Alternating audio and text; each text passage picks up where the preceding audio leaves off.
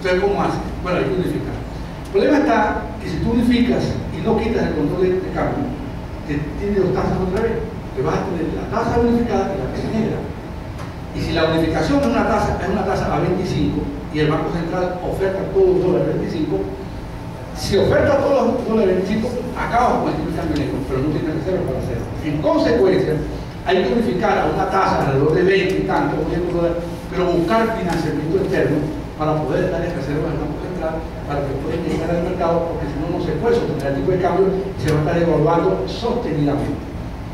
Con el control de precios pasa algo parecido. Yo creo que la práctica ha demostrado que el control de precios no ha funcionado.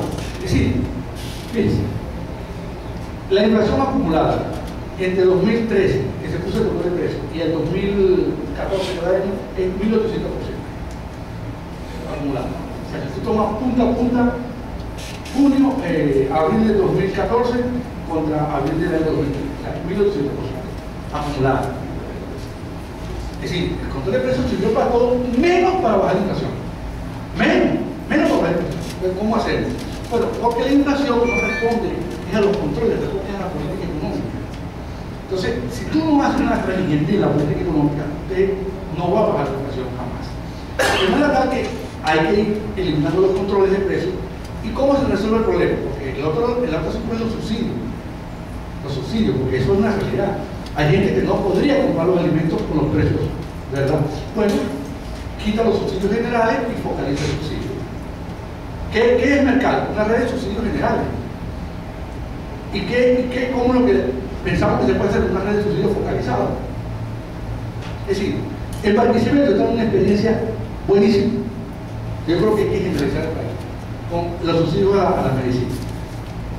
La alcaldía de Barquisimeto agarró, hizo un censo, no un censo, un estudio más o menos social, y determinó cuáles son los 2.000 pobres de los pobres de Barquisimeto y que tienen enfermedades y discapacidades. Y eso dio una tarjeta. Y en un acuerdo con una droguería muy grande que se llama La Nena, que es la mayor del país, y de una tarjeta de débito, un acuerdo con un banco. El banco le recarga la tarjeta a la gente y la gente va a comprar en los locales que distribuye esa droguería, que son casi todas las farmacias de Barquisimeto. Y la gente da 30% de descuento. La mitad del subsidio lo absorbe la alcaldía, de la otra mitad, una parte la absorbe el banco porque tiene mayor negocio, lo está financiando, y la otra parte la absorbe la droguería. Y el Estado no viene. Un subsidio focalizado. Entonces, ¿es un subsidio para todo el mundo? No, porque no tiene recursos para hacerlo, pero un subsidio focalizado. Entonces, estos subsidios generalizados lo que provocan es la corrupción, el trasvase de los productos, los negociados por detrás, pues son subsidios muy costosos y muy ineficientes. Tenemos que ir a un esquema de subsidio distinto, un subsidio focalizado por lo que necesitan. Y con eso entonces podemos hacer un ajuste de precios sin que tenga una incidencia social tan importante desde el punto de vista del bienestar de la gente. Entonces yo concluiría diciendo lo siguiente: el modelo que nosotros hasta aquí se agotó. Esto no da para más. Estoy remiendo, ¿vieron? Este es el carro que se le fundió el motor, le anillaron el motor, ahora tiene malo el alternador, le tiene el alternador, y él tiene malo los dientes para brisa, y el carro no sirve. Es el carro, no es el chofer, es el carro. Y ponen ahí a Sebastián Vettel a manejarlo, o a Fernando Alonso, y tienen el mismo problema con ese carro. Un carro viejo, inservible. Tenemos que ir a otro modelo. Es un modelo basado en un principio al cual jamás debemos renunciar: la igualdad de los hombres, la igualdad de oportunidades, al respeto de los derechos de propiedad para que la gente invierta. Y luego acompañar una política económica que proteja el desarrollo, que proteja la apertura internacional, a conquistar mercados, porque este mercado es muy pequeño para la escala del mundo. Necesitamos el mundo. China está creciendo. China está sacando 16 millones de personas de la pobreza todos los años, que son compradores de alimentos. Los indios están sacando 5 millones de pobreza al año. Sudáfrica igual, y los otros países de África de Asia no los para nadie. Eso es el mundo, ese es el comercio del mundo. No hay materia prima que satisfaga esa demanda. Hay que producirla acá. Y luego una política de estabilidad macroeconómica que preserve los equilibrios, baje la inflación y haga el país más competitivo. Muchas gracias.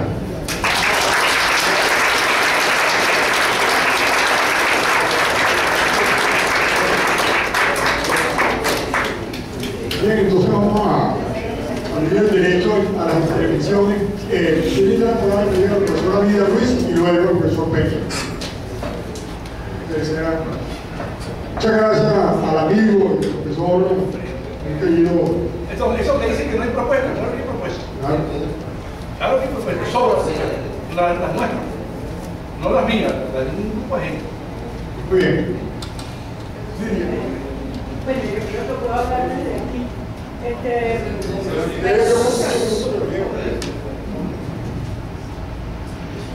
los cuadros iniciales de la presentación se señaló que el quiebre de la economía venezolana comenzó en el año 76. Entonces, ¿qué fue lo que pasó en ese momento que comenzó el declive? Y que parece que lo que estamos es, digamos, al final de una tendencia que comenzó en ese momento. Entonces, ¿cómo hacer para que lo que pasó en el 76 no ocurra? ¿Qué fue eso que pasó? ¿Y cómo hacer para evitar que eso pueda volver a ocurrir en términos de la economía? Reunimos 3 o 4 preguntas y después el profesor Peña, después el profesor Gámez.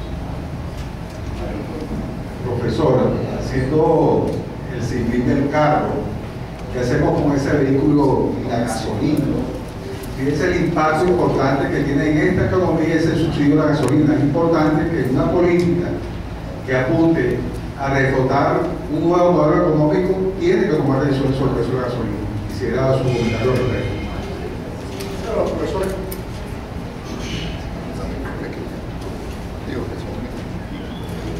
Buenos días a todos, mi nombre es Eduardo Llano, egresado aquí de la Central, economista.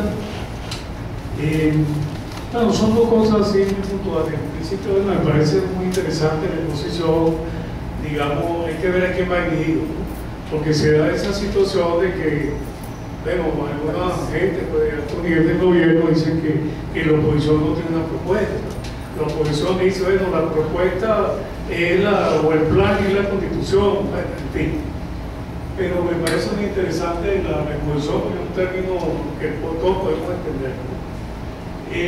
Un puntico. Cuando se habla de la caída del PIB, se dice que cae porque las importaciones, digamos, petroleras, en términos de bolívares, disminuyen, ¿no? Como antes de 2012 o 2013. Ahora, sin embargo, el Producto Interno Total, más o menos en esos años de 2006, 2007, 2008, no recuerdo bien, aumentó creo que 2 o 3%. Por cierto que ahora se dice que han venido 2 años de recesión donde el PIB va a caer en 3%, ¿no? Aproximadamente. O sea que bueno, preparémonos si llega a ocurrir eso, ¿no? Ahora, un término que a mí me ha llamado mucho la atención, aún siendo economista, yo he estado metido en otra línea de estudio, que habla de la libertad, la igualdad y la fraternidad. Entonces, en el caso, porque el profesor habla de la igualdad y de 2 puntos básicamente. Derecho de propiedad. El derecho de propiedad y la libertad está asociada a la libertad. Que en Francia ya algunas personas no hablan de estos preceptos básicos de la Revolución Francesa. Recuerda que es la libertad, la igualdad y la fraternidad. Ya hablan de la libertad en primer lugar, de la responsabilidad y de la prosperidad. Entonces fíjense que los enfoques que se van dando a nivel mundial, incluso un elemento que yo considero importante aun cuando a veces se ha satanizado, es la globalización. Pareciera que nosotros estamos, digamos, al margen de eso que está ocurriendo en el mundo, ¿no? Y un último punto, y me disculpo porque me estoy pasando del tiempo, es el aspecto del desarrollo de la ciencia y la tecnología. Sucede que esto es leer un artículo, bueno, que yo creo que ustedes lo ocurrirá lo mismo cuando leen algo así y dicen, ¿qué está pasando con nuestro país? El desarrollo de la ciencia y tecnología en Latinoamérica, lo que está punteando ese elemento es Argentina, Brasil y Chile. Después Colombia se está metiendo ahí en esa carrera. Sucede que nosotros estamos en el último lugar en esa carrera, en el desarrollo de la ciencia y tecnología, que dice, bueno, y muy conocido de ustedes, que la ley esta que se aprobó hace 2 o 3 años, que se ha sido un fracaso, según algunos analistas. vista. Entonces pienso que es muy importante ese aspecto, el desarrollo de la ciencia y tecnología. Podemos tener las reservas del mundo, las nuevas reservas, como se dice, pero el desarrollo de la ciencia y tecnología está mal. Bueno, eso es todo. Gracias. Profesor, José Gregorio Afonso, no es Alfonso, es Afonso. Y entonces con esto cerramos para una primera ronda de respuesta. Una pregunta de abogado del diablo y para provocar. Si fuera 1998, no, 1988, el gran viraje, crecimiento hacia afuera y política social focalizada. Es decir, ¿qué diferencias hay de eso con aquello? Sobre todo porque como en estos últimos 15 años se impuso lo de servir pasado en copas nuevas, el socialismo del siglo XXI colocando el del siglo XX. Pero ¿qué diferencia hay entre esta propuesta, aquella, la verdad, y esa voz y compañía, crecimiento hacia afuera y política social focalizada? ¿En qué la diferencia? Que creo que también, porque no solo debate económico, sino también es político, ideológico. Muchas gracias. Bueno, te paso entonces el micrófono. Antes, una acotación en relación al diablo. Etimológicamente, me enteré en estos días por Rafael, el poeta Rafael Cadena, que diablo en la raíz original griega significa quien siembra la discordia y separa. Y el rojo. ¿Ah? Y el rojo. No, no hemos terminado. Se va a estar rojo. El rojo. Se juega el sábado. Bien. Ya los diablos rojos. Bien. Adelante, presentación del diablo de todo el juego. Ok. La crisis. Yo cuando uno ve en perspectiva histórica, yo creo que para mí la crisis comenzó en 76, pero es que no lo veíamos, estaba ahí. 76, porque en 76, como tú ves los números bien vistos, el país empezó a generar déficit fiscal, déficit de balanza de pago, y todo estaba escrito. El Estado se sobredimensionó, todo estaba escrito para que en el año 1979, 78, las elecciones de 78 y 79, el nuevo gobierno aplicara un programa para acumular esa crisis. ¿Por qué no lo hizo? Que el país estaba muy deficitario en esos años en la balanza de pagos y en las cuentas internas fiscales. Porque en el año 79 pasó algo, que fue que un cura en África, predicando desde Francia, tumbó al gobierno de Irán. Y el petróleo, que estaba en $12, subió a 24 en 3 meses. Cuando llegó Luis Herrera, ¿para qué vamos a hacer cambios importantes? Si el precio petrolero volvió a subir y siguió la fiesta. Siguió la fiesta hasta que otra vez nos tocó la puerta la crisis en 82 y no hubo otra ayatollah que hizo que los precios subieran. Y en 82, en agosto, México dijo, no puedo pagar la deuda. Y los financistas internacionales dijeron, no prestamos a más nadie. Y se acabó el financiamiento y se acabó la fiesta. Entonces, ahí para mí vino la crisis, para mí. Pues se reconfiguró un Estado que no podíamos mantener. Que, bueno, para evitar esto, bueno, no hacer las políticas que se hicieron. O sea, yo creo que el gran problema fue que el Estado se fue más allá de lo que podía hacer. Y entonces, tratando de hacerlo todo, terminó haciendo nada. Empresas quebradas, aviones de viaje viajando con los tripulantes, toda la familia de los tripulantes, si logran su nómina triplicada por los gerentes y la tarjeta de los partidos políticos. O sea, se acabó, no había manera de sostener eso. Sobre el precio de la gasolina, yo creo que nadie discute aquí que aumentar la gasolina, yo creo que eso está fuera de discusión. El problema es cómo se hace ese aumento.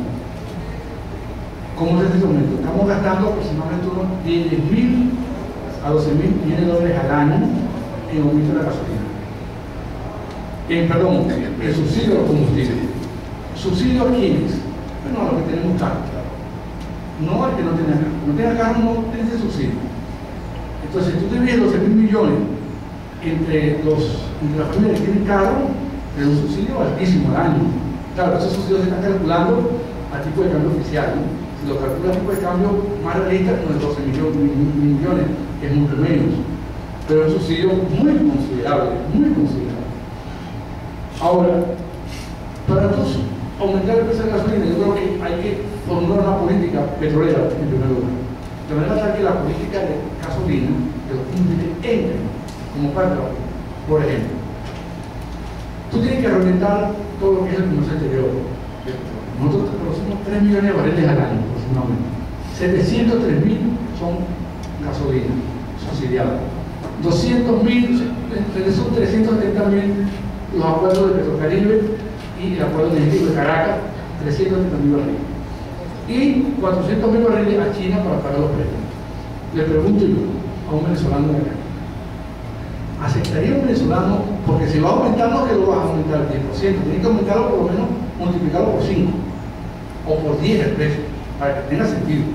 Que no es que, es decir, es como si el modelo de la universidad costaba 2 bolívares, lo hubiera llevado a 3, bueno, son bolívares fuertes, ¿no? Lo hubiera llevado a 250, 3, pero ahorita en 5, 6, la gente lo puede pagar. Pero si te has subido de 2, porque acumulaste el problema, y lo vas a subir de un solo golpe, pega mucho en el bolsillo. Entonces, el aumento de la gasolina, para que tenga sentido, tiene que multiplicarlo por lo menos por 10. Entonces, ya no va a llenar el tanque con 5, voy a llenar con 70. No, con 10, con 50. Esa es otra cosa. Está el transporte público. ¿Qué va a hacer con el transporte público? ¿Va a hacer el transporte público con esta indicada? Sí. Ah, ahí está el problema. Ah, el transporte de la mercadería, o sea, todo va a subir, pero no hay duda de que hay que subir. Y la otra cosa es la siguiente: ¿cómo tú le explicas a un venezolano que le va a quitar ese subsidio y se lo va a dejar Petrocaribe? ¿Cómo? ¿Cómo tú le explicas a un ciudadano que tú vas a quitar el subsidio adentro y lo vas a dejar fuera? Entonces, por eso tiene que ser una política integral de reordenar la industria petrolera, porque ciertamente es un sacrificio demasiado grande para este gobierno y para el gobierno que venga también. Entonces, hay que ir en una política petrolera. Respecto a las medidas, lo que apuntó aquí el colega, sí, los principios de la Revolución Francesa, sí, tú lo puedes ponerle con otro nombre, pero es más o menos lo mismo. O sea, el nombre, progreso, como usted lo llamó, pero se conserva el corazón de la propuesta, se conserva. Y respecto a la ciencia y tecnología, ningún país